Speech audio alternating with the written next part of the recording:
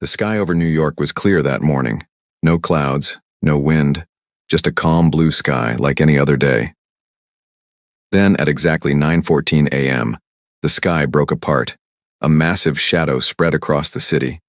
People stopped walking. Cars stopped moving. Every phone screen went dark for 3 seconds, then lit up again with the same message in every language at once. We come in peace. High above the clouds, a ship the size of a small country hung silently in the air. It made no sound. It had no visible engines. It simply floated there, like it belonged in the sky.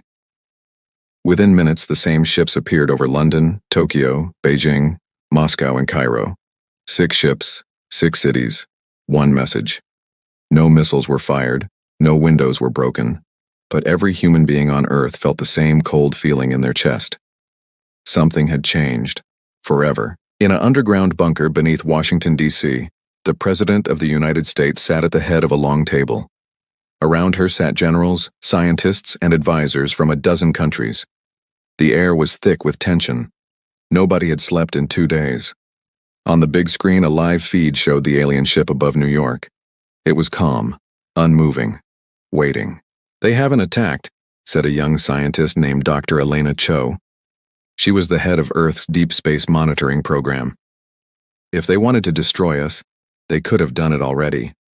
We had no defense against something that big." "That's exactly what worries me," said General Marcus Webb. He was an old soldier, gray-haired, with sharp eyes that had seen too many wars. He leaned forward, his hands flat on the table. "An enemy who could destroy you but doesn't. That enemy wants something else from you." The room went quiet. "Or," said the president slowly, "they really do come in peace." General Webb didn't answer right away. He looked at the screen, at the silent ship floating above his city. Something about it made his skin crawl. He couldn't explain why. It was just a feeling deep in his gut, the kind of feeling that had kept him alive through 3 wars. "Ma'am," he said quietly, "in my whole career, I never trusted an enemy who smiled before they said what they wanted."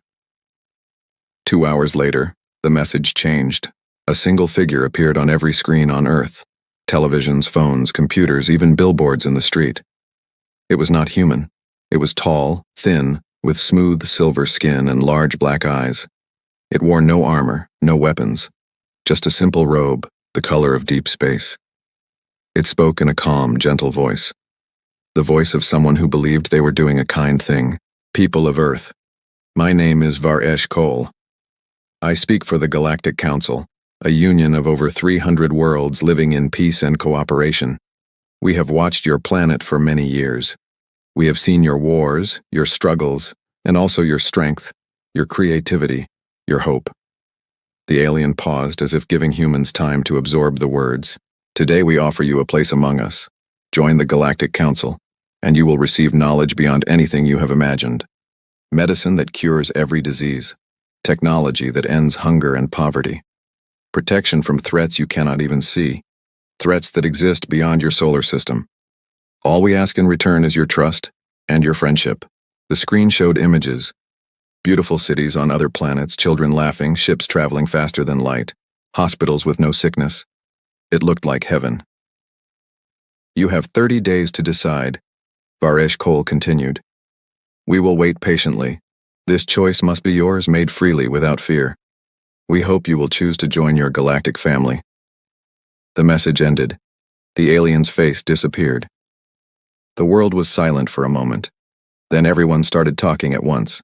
Across the globe, people reacted in different ways. Some fell to their knees and cried, thanking whatever god they believed in for finally answering their prayers. Others ran into the streets in panic, buying every can of food and bottle of water they could find. Stock markets crashed, then rose again within hours as people realized nothing bad had actually happened. Not yet. In cafes and homes and offices, the same question was on everyone's lips. Should we join them? To most people, the answer seemed obvious. Free medicine, no more hunger. Peace between all nations united by a common cause. Why would anyone say no to that? But in that underground bunker in Washington, a much smaller group of people were not so sure. "Play it again," said Dr. Elena Cho. The recording of the alien's message played once more on the big screen. Elena watched closely this time, not listening to the words, but studying everything else. The alien's face, its hands, the background behind it. "What are you looking for?" asked General Webb. "I don't know yet," Elena admitted. "But something feels rehearsed, like he's said this exact speech before." Webb raised an eyebrow. "You think this isn't the first time they've made this offer?"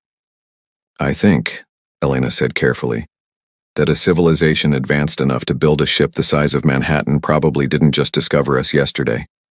They've been watching us for years, maybe longer. And if they've been traveling the galaxy for centuries, contacting new worlds, we are probably not the first." The room fell silent again. It was a simple thought, but a heavy one. "So where are the others?" Webb asked. "The 300 worlds in this Galactic Council. Why haven't we heard of them before? Why is this the first contact we've ever had?" Nobody had an answer. That night, the president called a private meeting. Only 5 people were in the room this time: herself, General Webb, Dr. Cho, the Secretary of Defense, and an old quiet man named Robert Hale, who worked for an intelligence agency that officially did not exist. "I want the truth," the president said. "Not politics, not hope. The truth. Elena, what does the science tell you?" Elena took a deep breath. "The ship above New York is emitting almost no detectable energy signature. That should be impossible. Every engine, every power source we know of gives off some kind of trace, heat, radiation, something. This ship gives off almost nothing. That means their technology isn't just advanced, it's beyond anything in our physics. Which means," General Webb added, "if they wanted to fight us, we would lose instantly, no contest. So we should be grateful they're offering peace," the Secretary of Defense said. "We should accept." "Maybe," Elena said. "Or maybe there's a reason a civilization with weapons that powerful needs our permission at all. If they wanted to take our planet, our resources, anything, why ask? Why wait 30 days? Why not just take it?"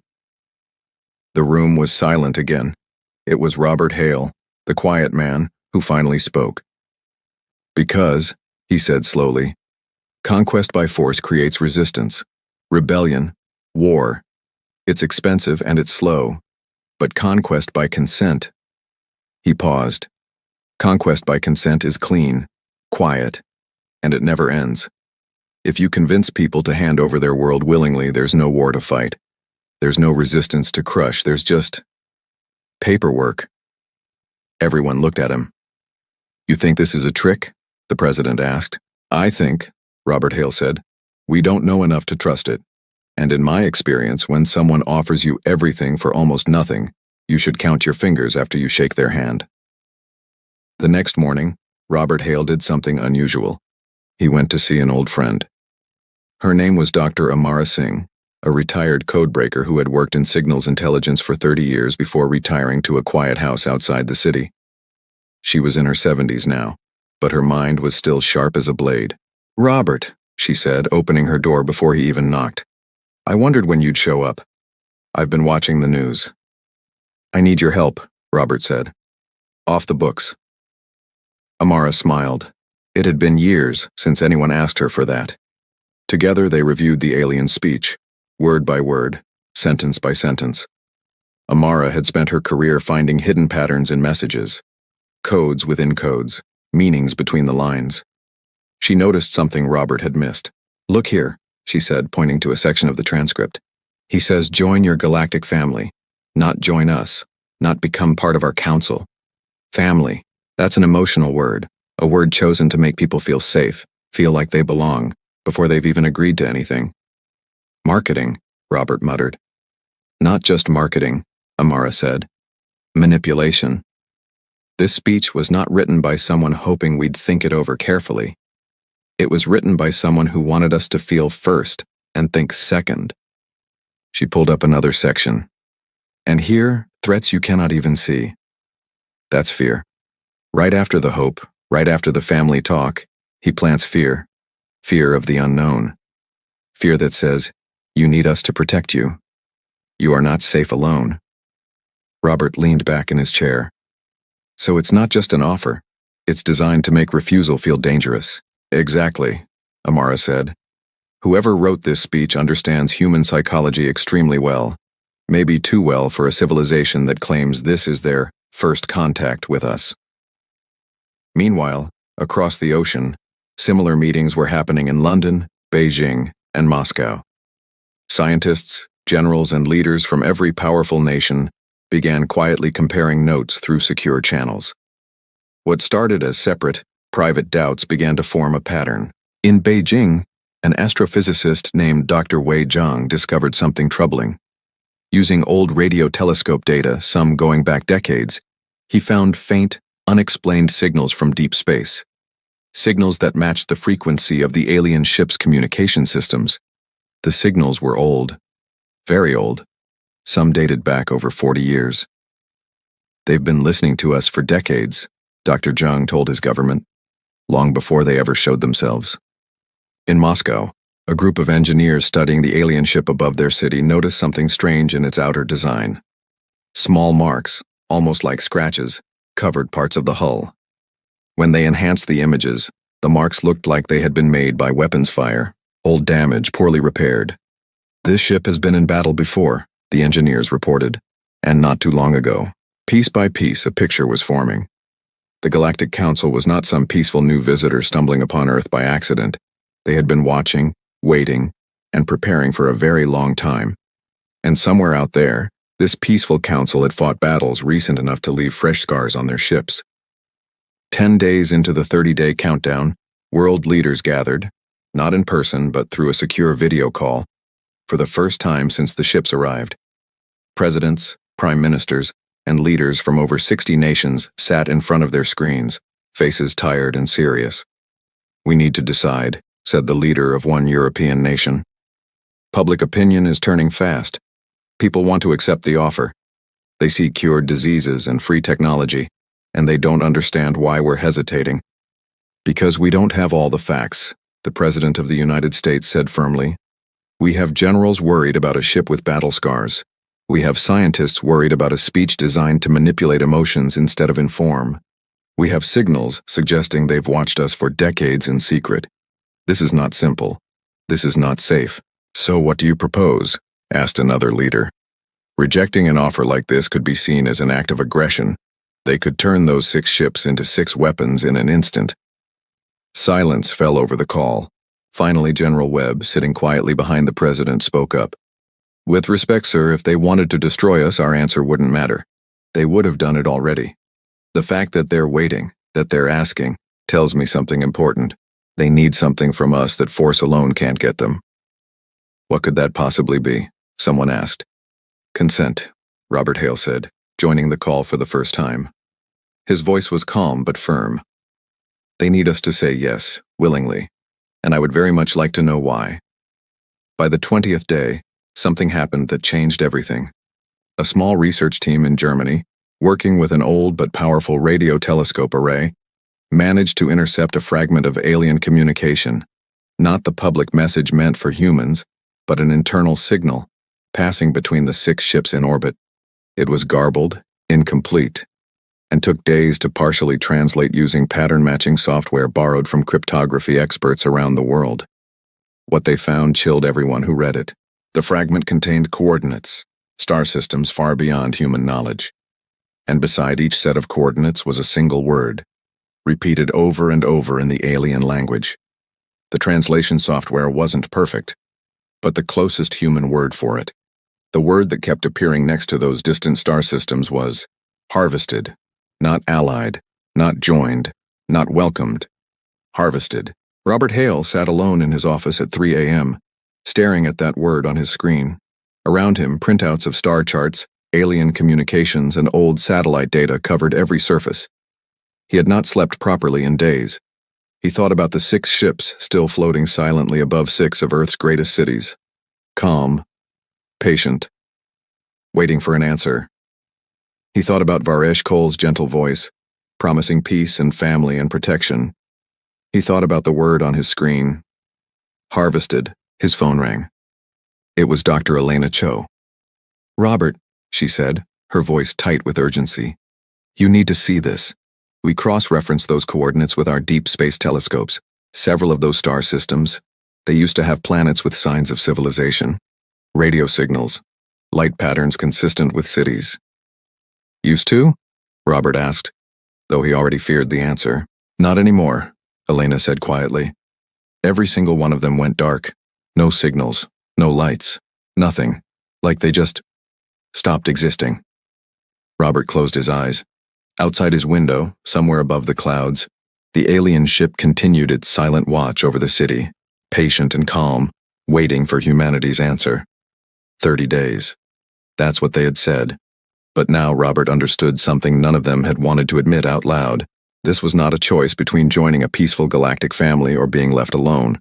This was a choice between two very different fates, and time was running out to figure out which one humanity was actually facing. The next morning, Robert Hale walked into the president's office carrying a single folder. Inside was everything. The battle scars on the ships, the decades of hidden surveillance, the manipulative speech, and now, the darkest discovery of all. Coordinates of worlds that had once lived and now were silent. He placed the folder on her desk. "Ma'am," he said, "I don't think we've been offered an alliance." The president looked up at him, already sensing the weight of his words.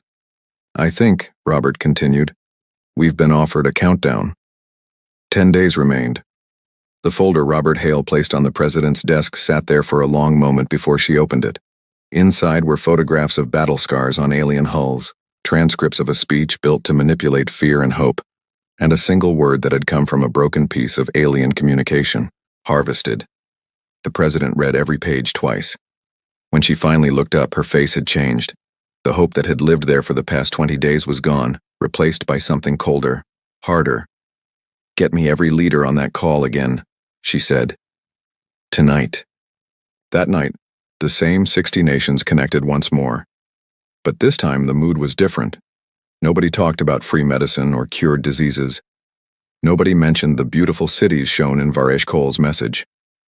Every face on the screen looked tired, afraid, and serious. The president shared everything. The battle scars, the decades of secret surveillance, the manipulative wording of the speech, and finally, the coordinates and the single translated word that had haunted Robert Hale for days. Silence followed. A long, heavy silence. "This could be a mistranslation," said one leader, his voice shaking slightly, as if he wanted to believe his own words. "One word, pulled from a broken signal. We're about to reject an offer that could save millions of lives based on one word we're not even sure we translated correctly." "He's right," said another. "What if we're wrong?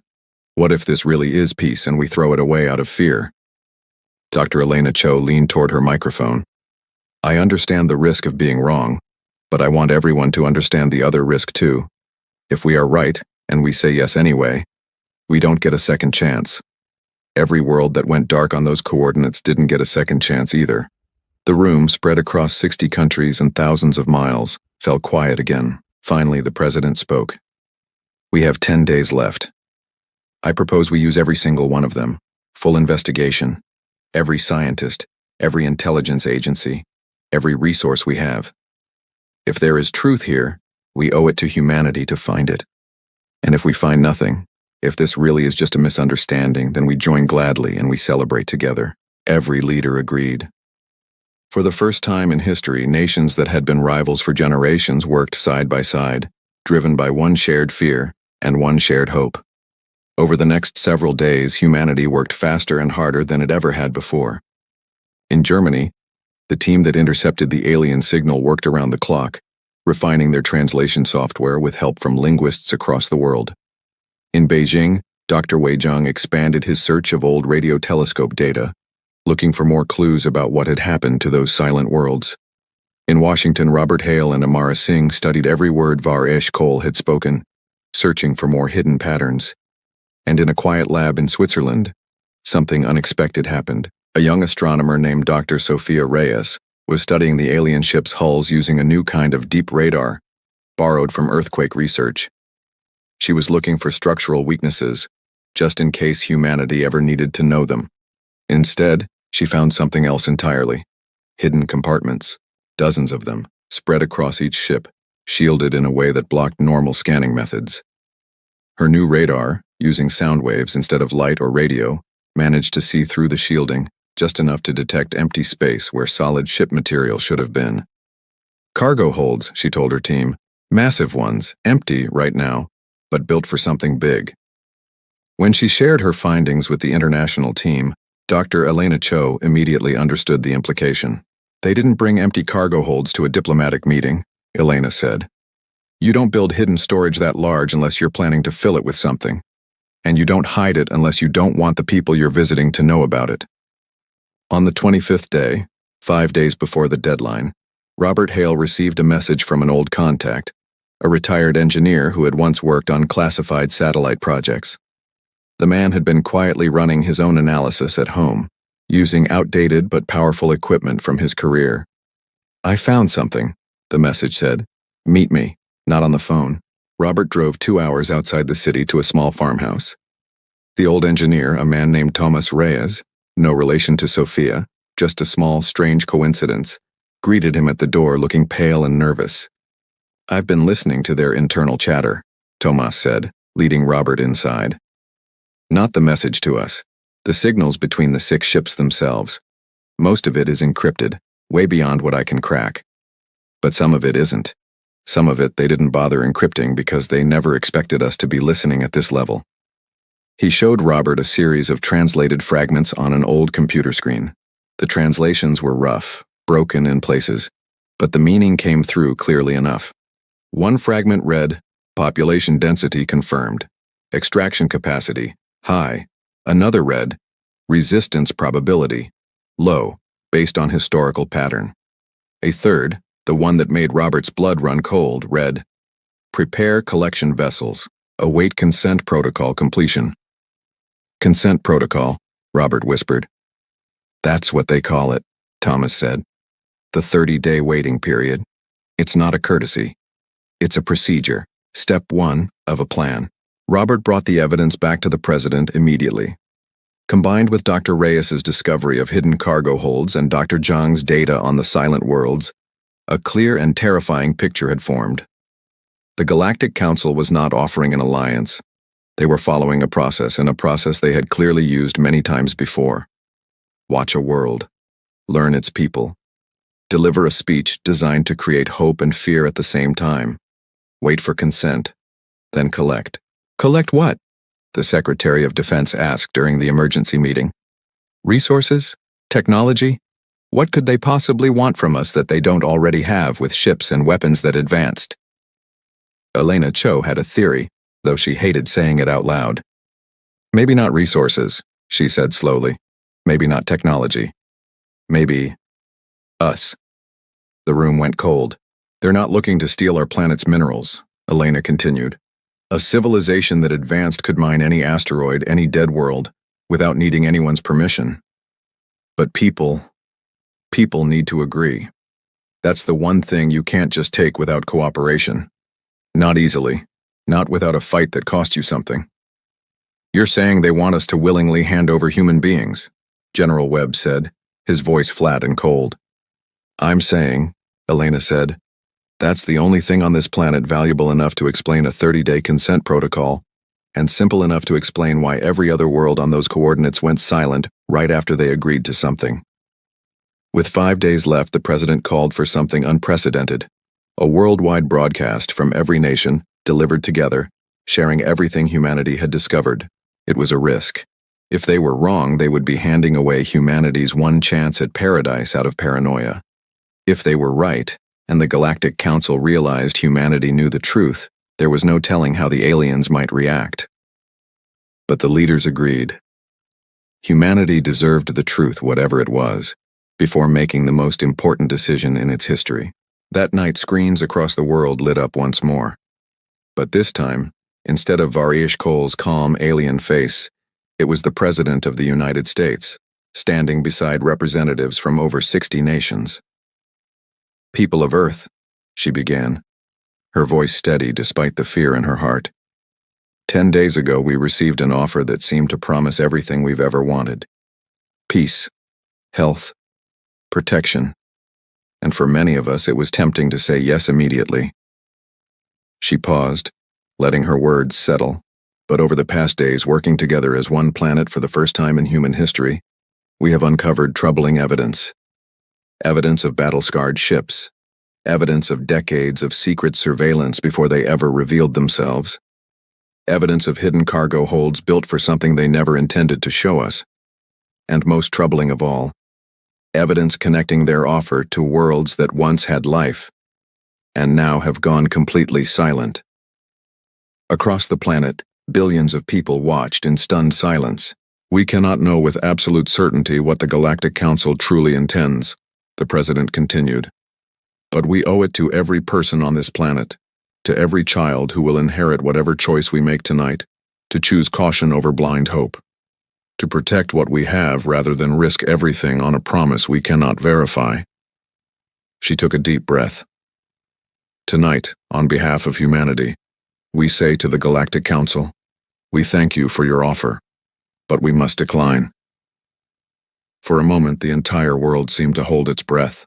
Then, high above New York, London, Tokyo, Beijing, Moscow, and Cairo, the 6 alien ships, silent for 25 days, finally moved. Not toward attack, not yet.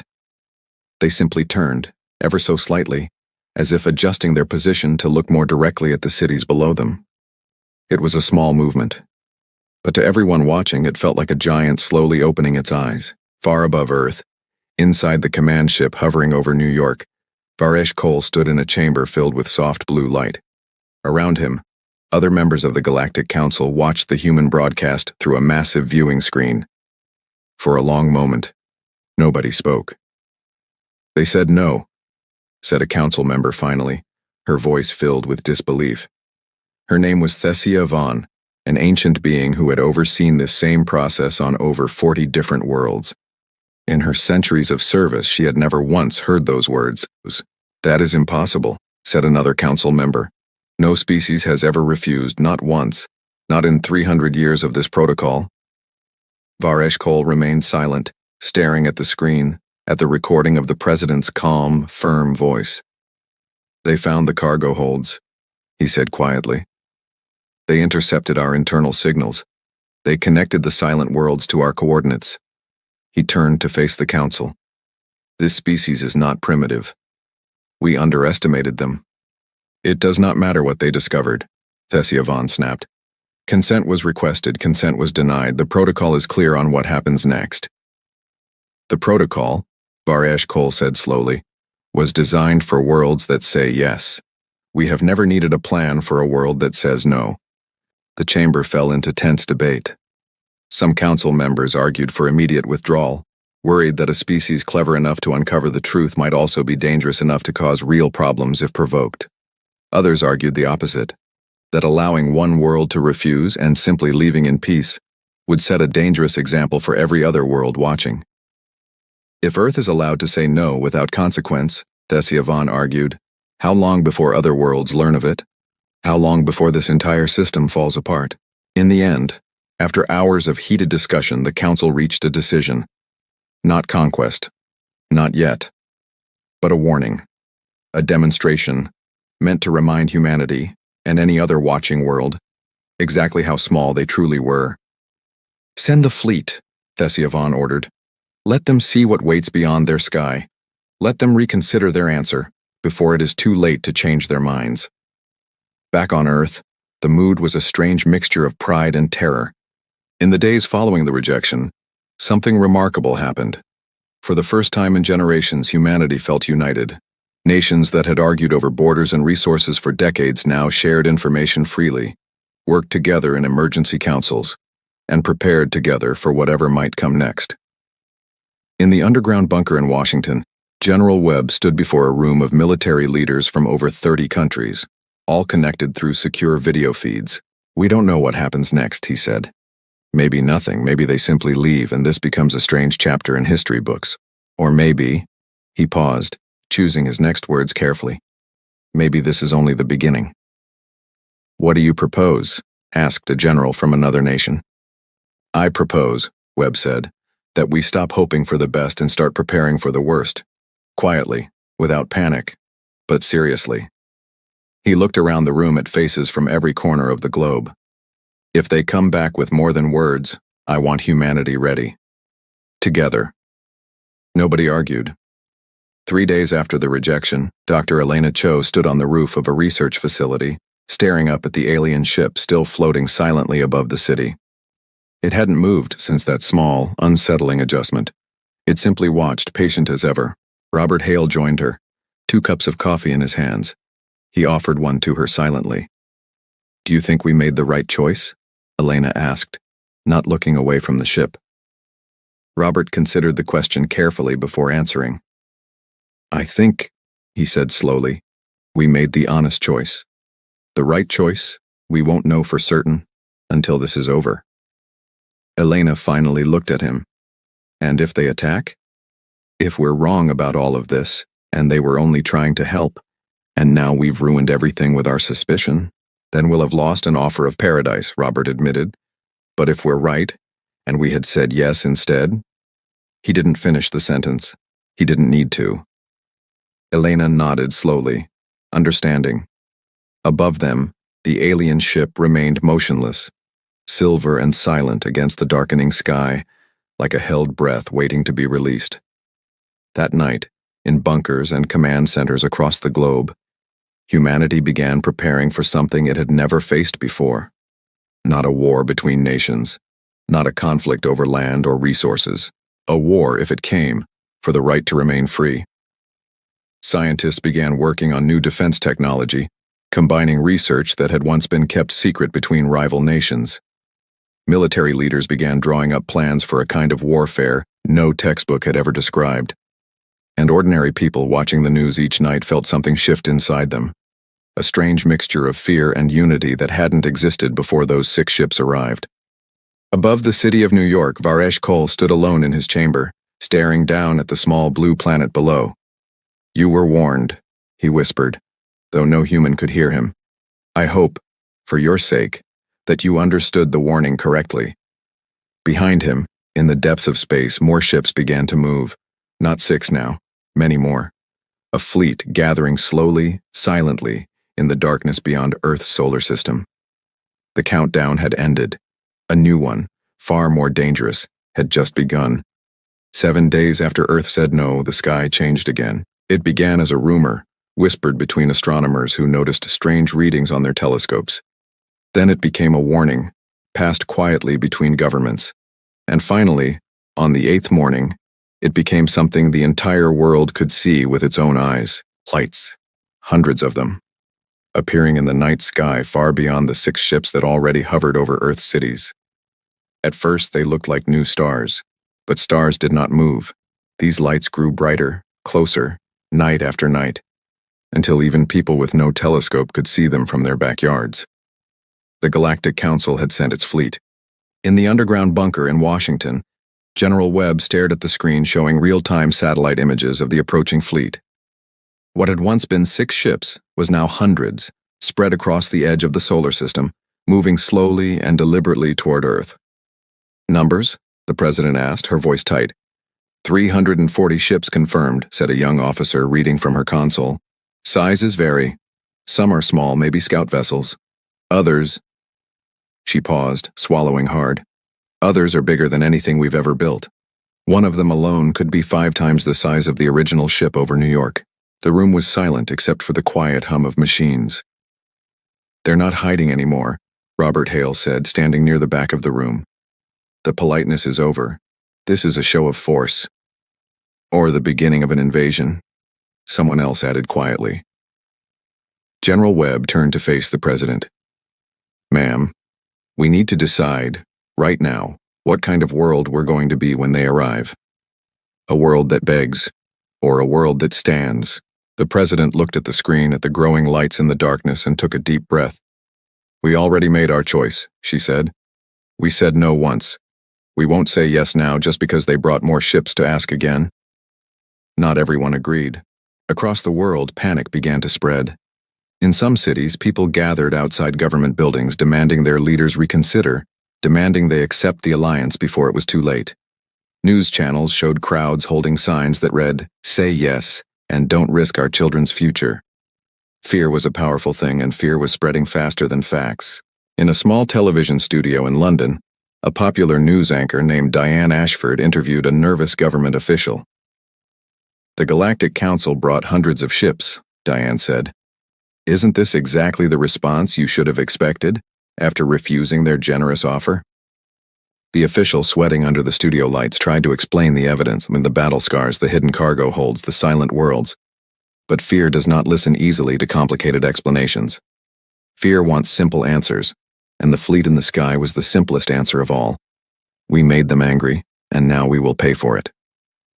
Diane turned to the camera. "Tonight, humanity faces the results of a decision made by a handful of leaders, without a vote, without public input. Was rejecting this offer truly worth the risk we now face?" Millions watched, and many wondered the same thing. But not everyone believed the fear. In small towns and large cities, another kind of feeling began to grow alongside the panic. It started quietly, in workshops and factories, in laboratories and military bases. It was not fear, it was determination. Word had spread slowly but surely about what the world's scientists had discovered, about the word harvested, about the silent worlds, about cargo holds built for something no one wanted to imagine. And something remarkable happened. Instead of turning against their leaders in panic, many people began turning toward each other in resolve. In Detroit, an automobile factory that had once built cars switched its production line overnight, following new specifications sent by military engineers. In Seoul, electronics companies began manufacturing communication devices designed to work even if global networks were destroyed. In small villages across India and Africa, local leaders organized emergency shelters and supply stores, preparing their communities for whatever might come. Nobody ordered this to happen.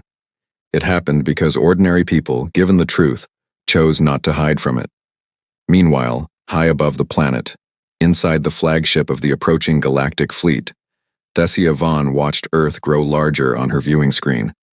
Beside her stood Varesh Kol, quiet and thoughtful as always. "Their military communications have increased 300%, reported a council officer, monitoring intercepted signals. "But we detect no offensive weapon activity, no missile launches, no aggressive positioning." "They are not preparing to attack us," Varesh Kol observed. "They are preparing to survive us." Thessia Vaughn turned to him, her ancient eyes narrowed. "You sound almost impressed." "I am," Varesh Kol admitted. "In 300 years I have seen dozens of worlds react to our fleet's arrival. Most surrender within days, terrified by our numbers. Some fight back with weapons hopelessly outdated and are destroyed quickly. But this—" He gestured to the screen showing Earth's cities lit up with unusual nighttime activity. Factories running, people organizing, leaders coordinating across every nation. "This is neither surrender nor foolish resistance. This is preparation." "Preparation will not save them," Thessia Vaughn said firmly. "No amount of unity changes the difference in our technology. When our fleet arrives in full, they will understand the true size of the gap between us." "Perhaps," Varesh Kol said quietly. "Or perhaps they understand something we have forgotten." "And what is that?" Varesh Kol turned back to the viewing screen, watching the small, determined lights of human civilization far below.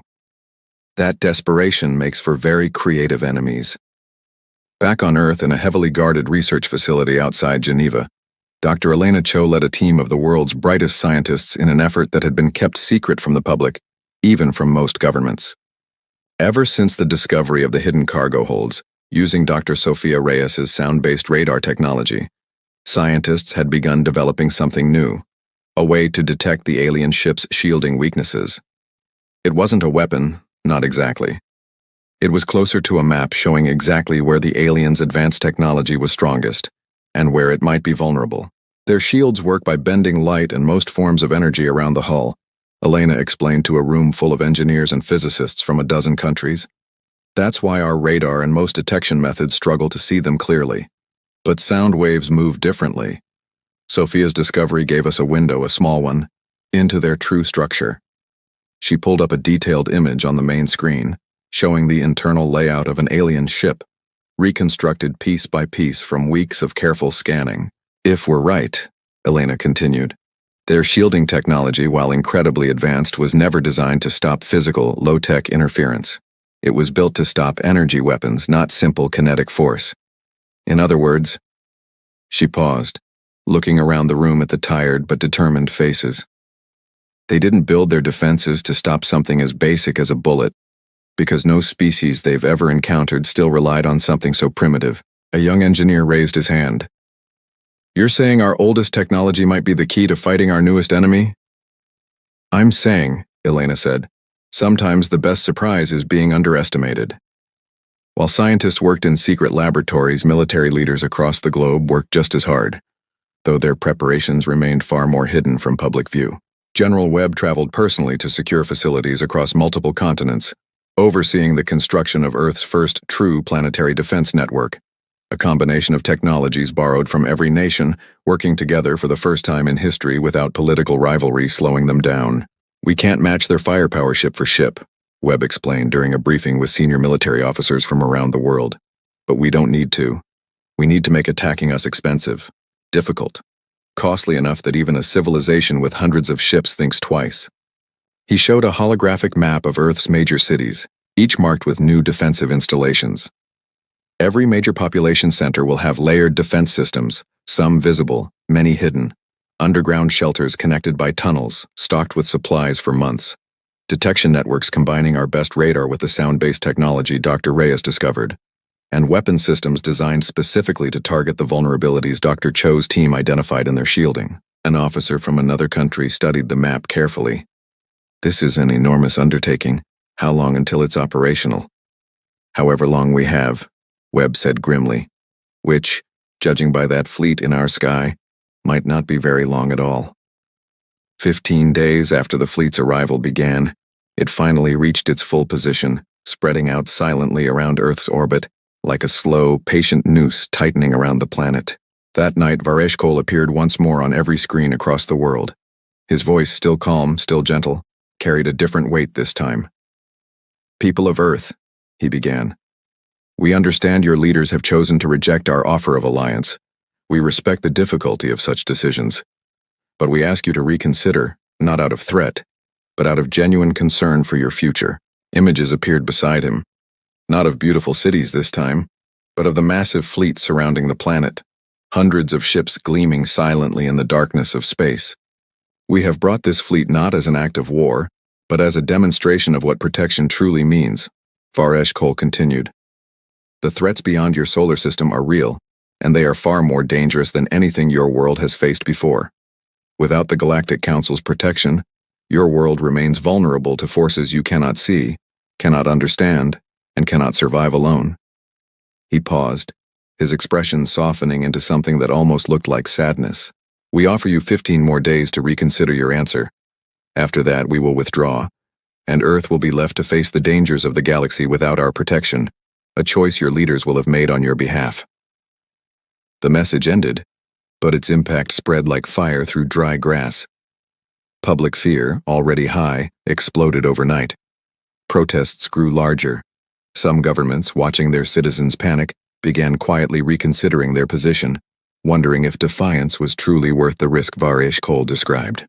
In the emergency council meeting that followed, tensions ran higher than ever before. "He's playing us," Robert Hale said firmly, standing before the assembled world leaders. "First hope, then fear, now sadness. Every message follows the same pattern we identified from the very beginning. This isn't concern for our safety. This is a script refined over 300 worlds. But what if he's telling the truth about the real dangers out there?" argued a leader from South America, his voice strained with worry. "What if refusing their protection truly does leave us vulnerable to something far worse than them?" "Then we prepare for that possibility too," General Webb said. "But we do not hand over our freedom based on fear of a threat we've never seen, offered by beings we already caught lying to us about their true intentions." The debate raged for hours. Some leaders, exhausted and frightened by the fleet surrounding their planet, began pushing hard for surrender. Others held firm, remembering the evidence that had led them to refuse in the first place. It was Dr. Elena Cho who finally shifted the conversation. "I want to share something," she said quietly, stepping forward. "While preparing our defense strategies, we intercepted another internal alien communication. Broken, incomplete, much like before. But this one wasn't about consent protocols or extraction plans. She displayed the fragment on the main screen. Rough translations filled with gaps but clear enough to understand. Fleet fuel reserves, declining faster than projected. Extended deployment not sustainable beyond 30 days. The room went quiet. "They're bluffing," Elena said. "Or at least exaggerating their patience. Maintaining a fleet this large, this far from their supply lines, costs them enormously. That's likely why the original offer included a 30-day deadline in the first place. They can't afford to wait around forever." General Webb nodded slowly, a small, grim smile forming. "So every day we hold out costs them more than it cost us." "It would explain why they're pushing so hard for a quick answer," Elena agreed. "Fear and urgency aren't just psychological tools. They might be genuinely necessary for their plan to work at all." Armed with this new understanding, the world leaders reached a unified decision. They would not respond to Varesh Kohl's message, not with panic, not with negotiation. Silence would be their answer. And for the second time in the story of humanity's newest challenge, they turned to their own people. Not with false comfort, but with honesty. That night, a joint statement, delivered simultaneously across every nation, addressed the growing fear directly. "We understand your fear," the message began, spoken by leaders from every corner of the world, standing together for the first time in human history. "We share it. But fear should not decide humanity's future. Facts should. And the facts we have uncovered suggest an offer built on manipulation, not friendship. We ask for your continued trust and unity as we prepare together for whatever comes next." It was not a promise of safety. It was a promise of honesty. And slowly, day by day, that honesty began to calm the fear that had gripped the world. Protests grew smaller. Volunteers joined defense preparation efforts by the millions. Factories continued their emergency production. Communities continued building shelters and support networks. Humanity, faced with an impossible choice, chose not blind hope, not paralyzing fear, but quiet, determined resolve. High above the planet, watching all of this unfold, Varesh Kohl stood once again beside Thessia Vaughn, studying reports from Earth's continued preparations. "They didn't respond to the deadline," Thessia Vaughn said, frustration clear in her voice. "No surrender, no negotiation, just silence and continued preparation." "They found our fuel weakness," Varesh Kohl said quietly, reviewing the same intercepted signals humanity had uncovered. "Or deduced it at least, clever. Then we have two choices," Thessia Vaughn said. "Retreat, admitting defeat before a species so far beneath us it should be laughable. Or attack, before our resources decline any further, and teach this world the lesson it apparently needs to learn."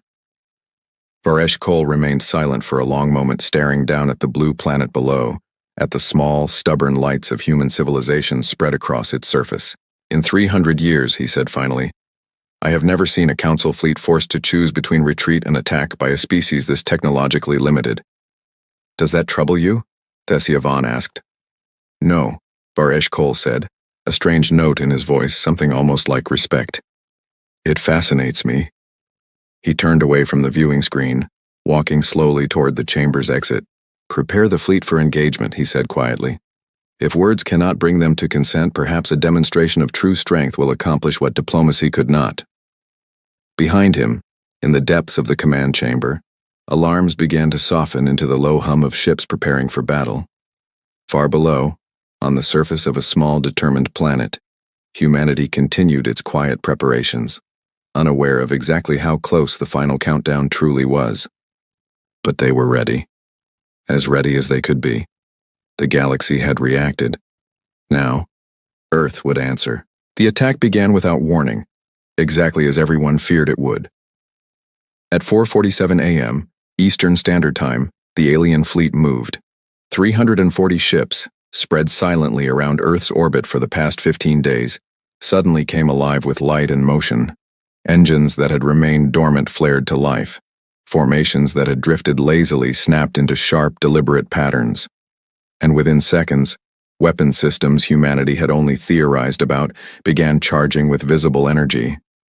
In the underground bunker in Washington, Alarms shattered the pre-dawn silence.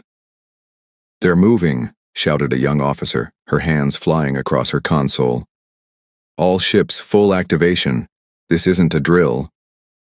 General Webb was already awake, already dressed, already moving toward the command center before the alarms finished their first cycle. He had slept in his uniform for the past week, expecting exactly this moment.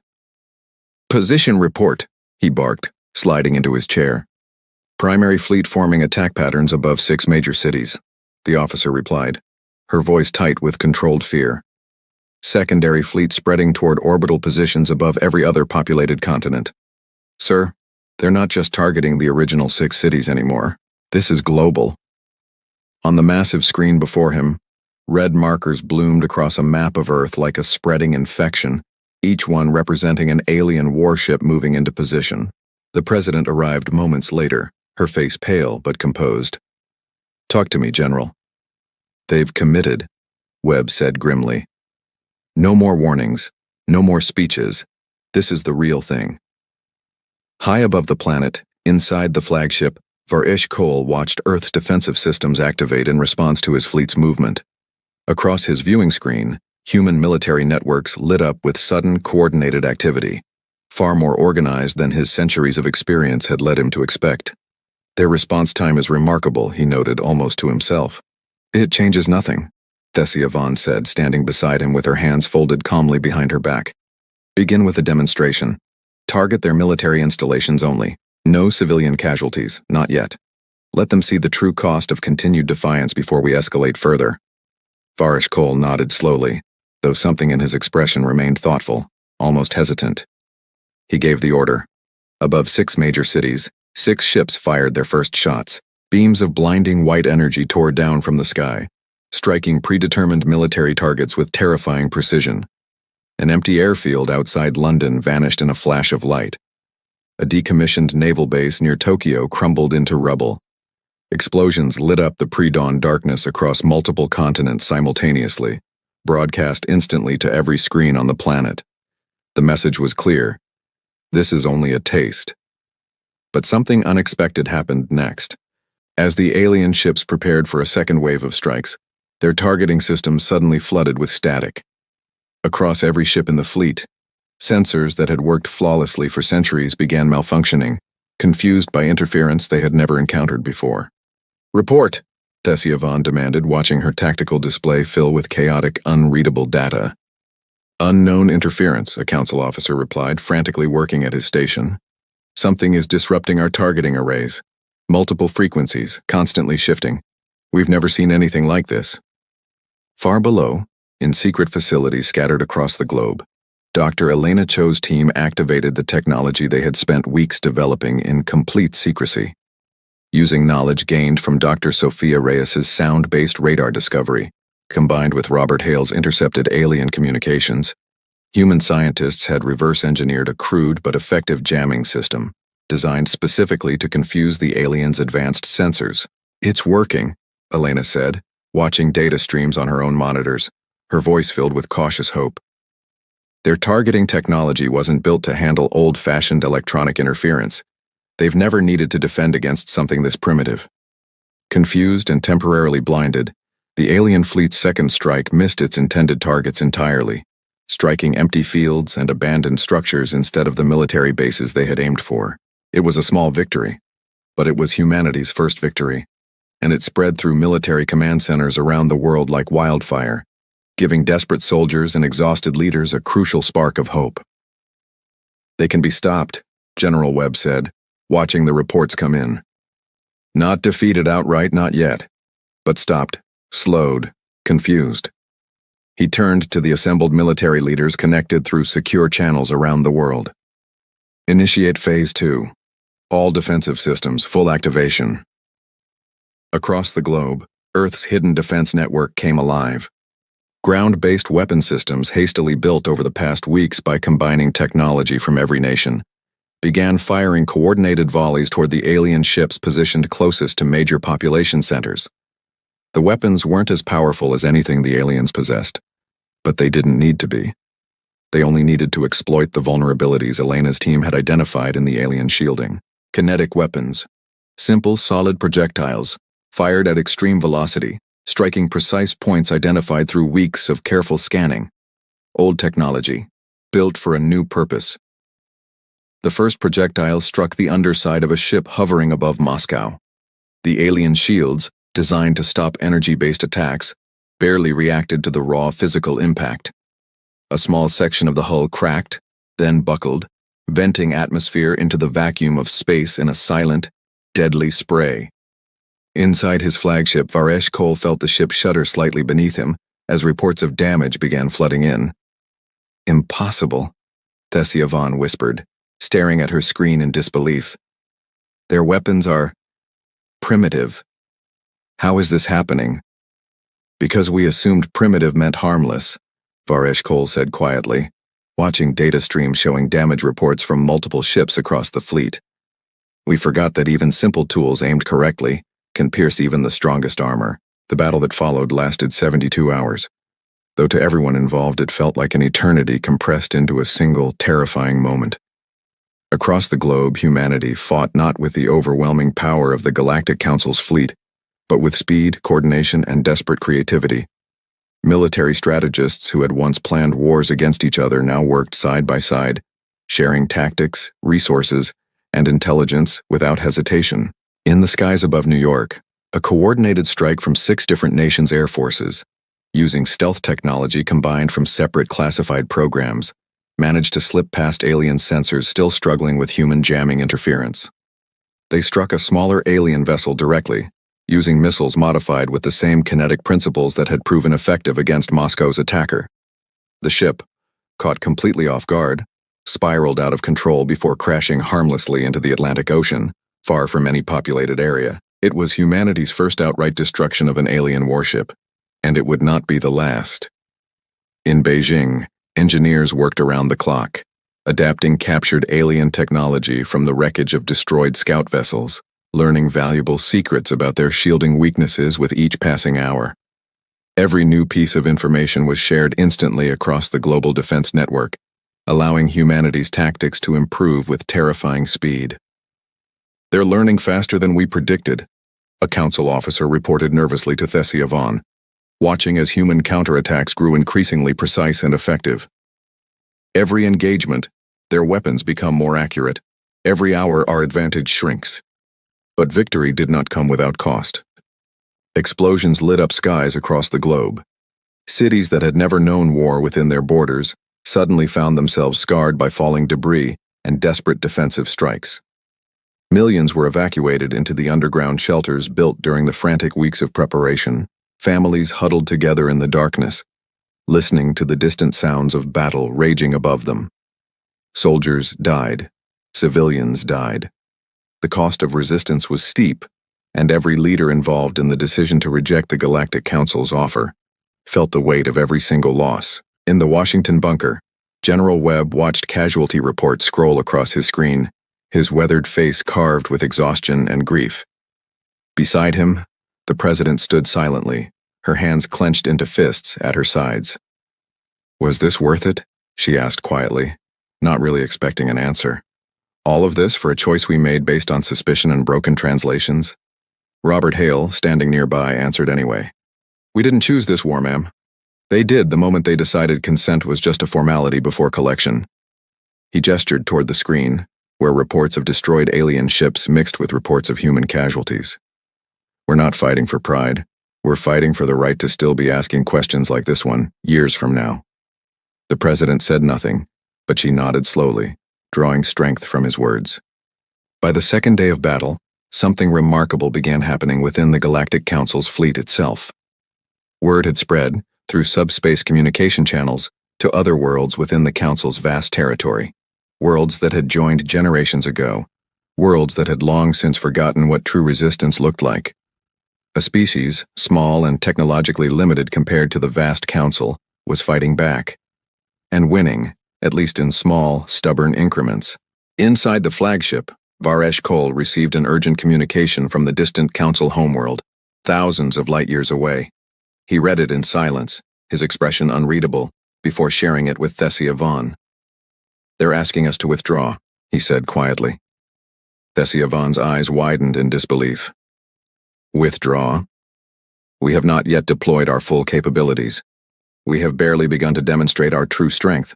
That's precisely their concern, Varesh Kol explained. A prolonged conflict against a world this resourceful, watched by every other world within our council's influence, risks something far more dangerous than losing a single planet's resources. He paused, choosing his next words carefully. It risks inspiring rebellion among the very worlds we already control. Thesiavon stared at him, the weight of his words slowly sinking in. If Earth can resist us, Varesh Kol continued, even partially, even at great cost to themselves, other worlds may begin asking why they never tried the same. The consent protocol has functioned successfully for 3 centuries because it relies on despair, on the belief that resistance is impossible. Earth threatens to prove that belief wrong. Despite this pressure from their own leadership, Thesiavon refused to accept defeat so easily. She ordered one final massive assault, intending to end humanity's resistance in a single overwhelming strike, before the Council's political concerns forced a premature withdrawal. Every remaining ship in the fleet, over 200 vessels still capable of combat, began converging on a single target, Washington, D.C., the heart of humanity's coordinated resistance. They're gathering everything, General Webb reported, watching the tactical display with growing alarm. This isn't a strike anymore. This is everything they have left, aimed directly at us. Options? The President asked, her voice steady despite the terror evident in her eyes. Elena Cho stepped forward, exhausted but resolute. We have one more surprise, she said. Something we've been saving, hoping we wouldn't need it. She explained quickly. Using data gathered from every destroyed alien vessel throughout the battle, combined with the original discovery of the ship's hidden cargo holds, Elena's team had identified a critical weakness in the alien fleet's shielding technology, a weakness that could be exploited on a massive scale, but only with a single, precisely coordinated strike. If we're right, Elena explained, a synchronized electromagnetic pulse, combined with our kinetic weapons striking at the exact right moment, could overwhelm their shields across the entire approaching fleet simultaneously. Not destroy them outright, but disable enough of their defensive systems to give our full arsenal a real chance. And if you're wrong? General Webb asked. Elena took a deep breath. Then we've used our last major resource, with nothing left in reserve, against a fleet that will still vastly outnumber us. The President looked around the room at the exhausted, determined faces of the people who had fought alongside her through the most dangerous week in human history. Do it, she said firmly. We've come too far to hold anything back now. The final battle began as the alien fleet descended toward Washington, D.C., their combined firepower enough to erase the city from existence in mere moments if allowed to strike unopposed. Humanity's defenses activated in perfect, practiced coordination. Every nation's military forces, weeks of preparation culminating in this single, desperate moment, worked together as one unified force for the first time in human history.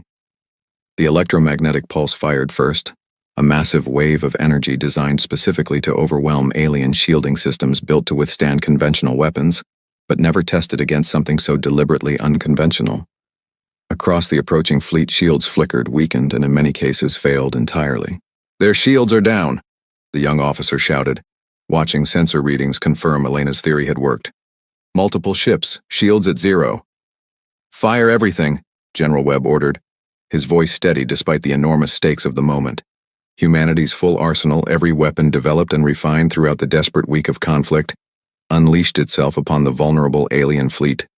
Missiles, kinetic projectiles, and modified energy weapons struck ship after ship, exploiting the brief window of vulnerability with devastating precision. Inside the flagship, chaos erupted as alarms blared throughout every level of the vessel. Varesh Kol watched in stunned silence as ship after ship within the fleet suffered critical damage, their shields useless against humanity's coordinated assault. This is not possible, Thesiavon whispered, watching decades of assumed superiority crumble before her eyes. A species this limited should not be capable of this. Perhaps, Varesh Kol said quietly, we were never truly facing a limited species. Perhaps we were simply facing one we never bothered to understand. Within hours, the tide of battle had shifted entirely. What remained of the Galactic Council's fleet, badly damaged and severely reduced in numbers, began a hasty, disorganized retreat, no longer capable of maintaining the overwhelming advantage they had once possessed. Cheers erupted across military command centers worldwide as reports confirmed the retreat. But amid the celebration, exhaustion and grief remained heavy in the air.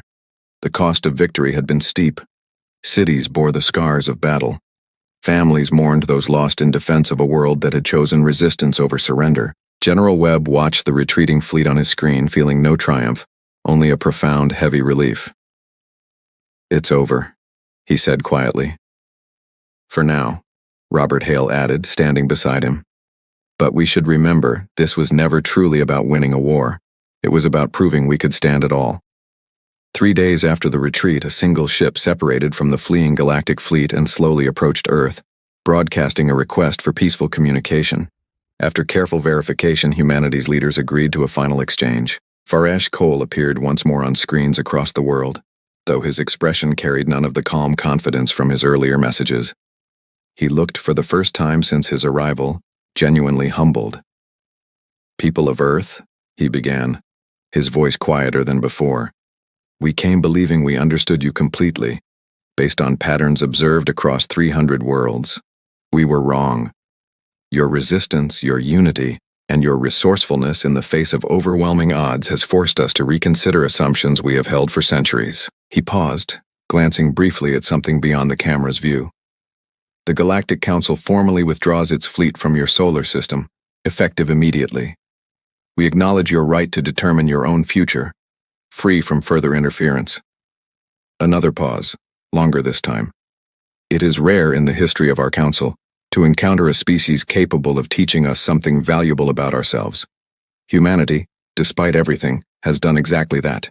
The message ended, and the remaining alien ships began their slow departure from Earth's orbit, disappearing one by one into the vast darkness of space.